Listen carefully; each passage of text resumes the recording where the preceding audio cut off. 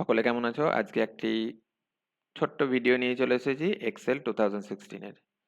তো আজকের ভিডিওতে আমরা তোমাদের ৫ নাম্বার চ্যাপ্টারে আছে যে editing cell contents in Excel 2016, এই চ্যাপ্টারের কয়েকটা জিনিস সম্পর্কে আমরা আলোচনা করব।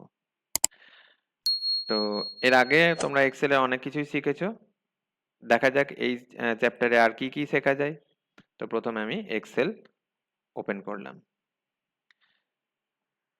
প্রথমে আসা যাক সেল সম্পর্কে বা সেলের সম্পর্কে জানা যাক। সেল বলতে বোঝাচ্ছে এই যে ছোট ছোট বক্সগুলো দেখতে পাচ্ছ, এই এক একটা বক্সকে বলা হয় এক একটা সেল।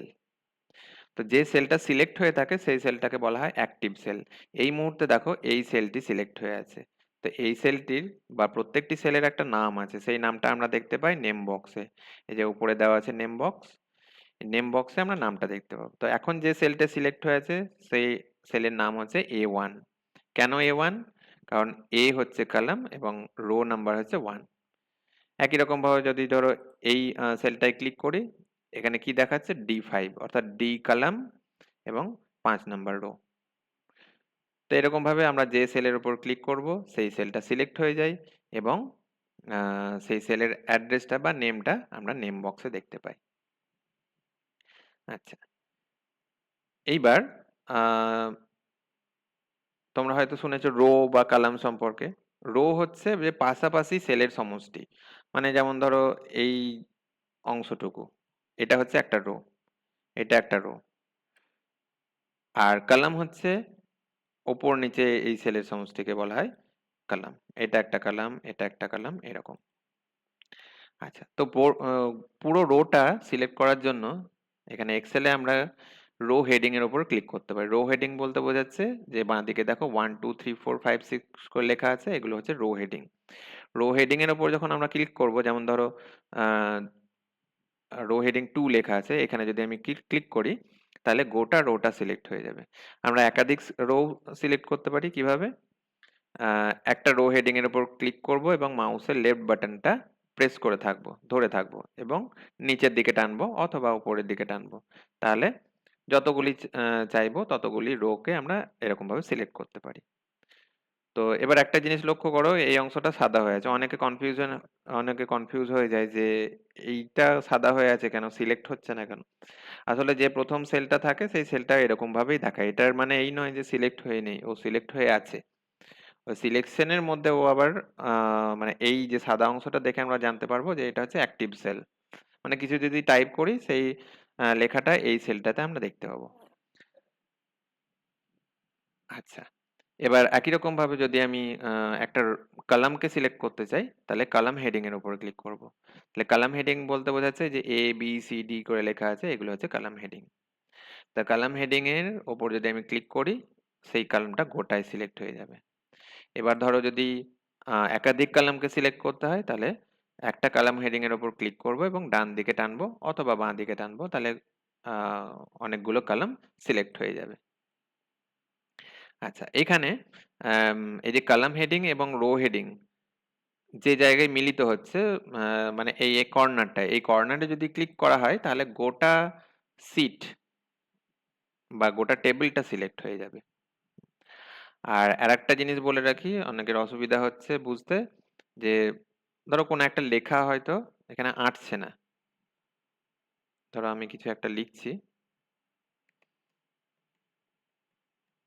Computer science. তা এই লেখাটা যেহেতু বড় অনেকটা, তা এই একটা সেলের মধ্যে আঁটেনি। তাহলে এই অবস্থায় কি করবে, এই সেলের যে উইডথটা বাড়াবে।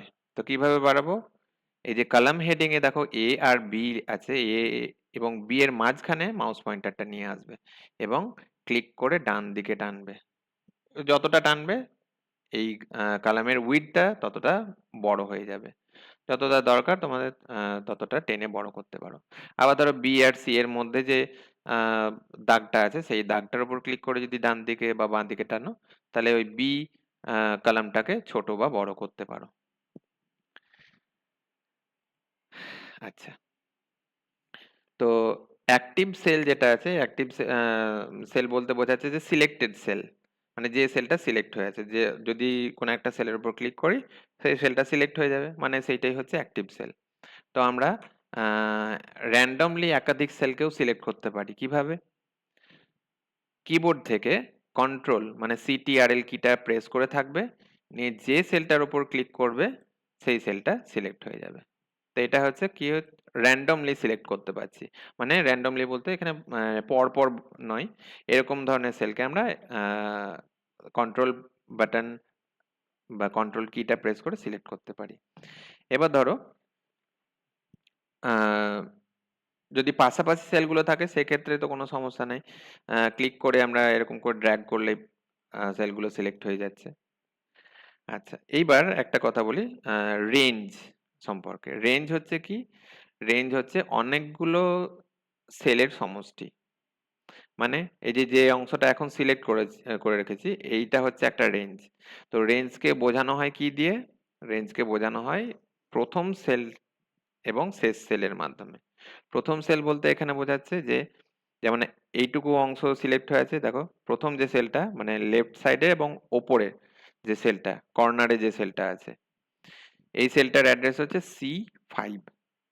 আর রাইট সাইডে এবং ডাউন পজিশনে যে সেলটা আছে মানে এই জায়গাটা এর অ্যাড্রেসটা হচ্ছে G12। তাহলে এখানে রেঞ্জ বলতে কি বলবো? রেঞ্জ হচ্ছে C5D12। এই রেঞ্জটা বোঝানোর জন্য এরকম লেখা হয় যে C5 দিয়ে কোলন দিয়ে D12, এরকম করে রেঞ্জটাকে বোঝানো হয়। আচ্ছা, আর একটা দেখি। তো ধরো এইটুকু অংশ সিলেক্ট হয়ে আছে, এর রেঞ্জ কি? দেখো এটা হচ্ছে প্রথম সেলটা মানে D7 আর শেষ সেলটা মানে E15। এটা হচ্ছে শেষ সেল।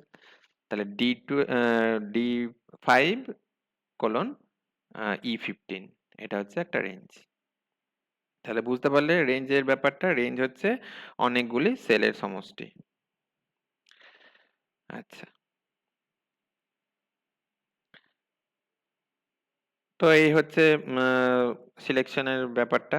আশা করি বুঝতে পারলে। পরবর্তী ভিডিওতে আরো কিছু জিনিস জানবো। ভিডিওটি দেখার জন্য সকলকে ধন্যবাদ।